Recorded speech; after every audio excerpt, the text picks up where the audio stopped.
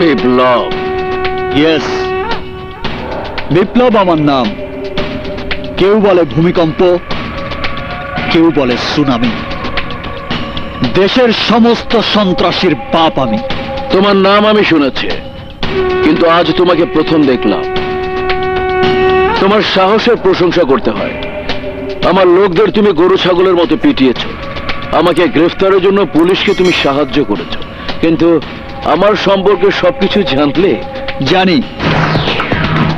নাম লিয়াকত লস্কর, বয়স 50, আসল নাম লিয়াকত বাটপার, গ্রাম ভাবের চর, থানা কাশিমপুর, পোস্ট অফিস বোয়ালখালী, জেলা গাজীপুর।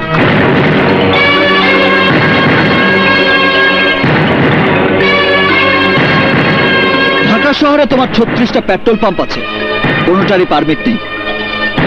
শনির আঁকড়ায় আছে জাল টাকার কারখানা। গরিবের রক্ত শোষণ করে কোনাপাড়ায় তৈরি করেছে নকল ওষুধের কোম্পানি, যে কোম্পানির ওষুধ খেয়ে মারা যাচ্ছে দেশের অগণিত মানুষ। এসব তুমি কি করে জানলে? কে তুমি? তোমার আজরাইল। তোমাকে পৃথিবী থেকে সরিয়ে দেবার জন্য 2 বার আমি অপারেশন চালিয়েছিলাম।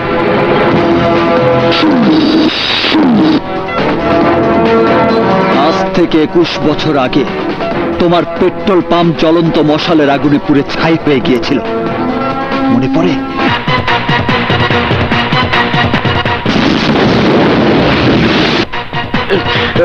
ভাগ্য গুণে সেদিন তুমি বেঁচে গিয়েছিলে, কারণ সেদিন তুমি সেখানে ছিলে না।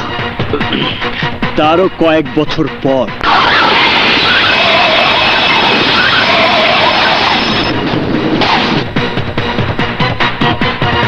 সেদিনও তুমি বেঁচে গিয়েছিলে, অথচ আমি ভেবেছিলাম তুমি খালাস।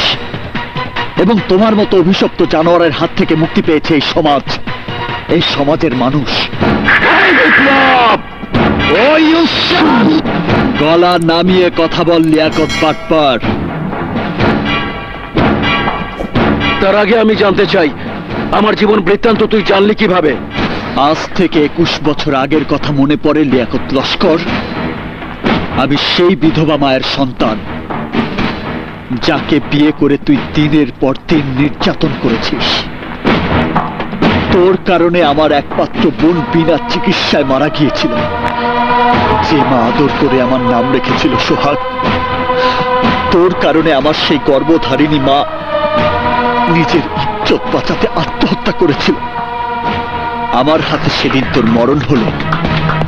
এই বিপ্লব সম্পর্কে তুই কিছুই জানতে পারতি না। আমার হাতে তিলে তিলে শেষ হবার জন্যই আল্লাহ তোকে এখনো বাঁচিয়ে রেখেছেন।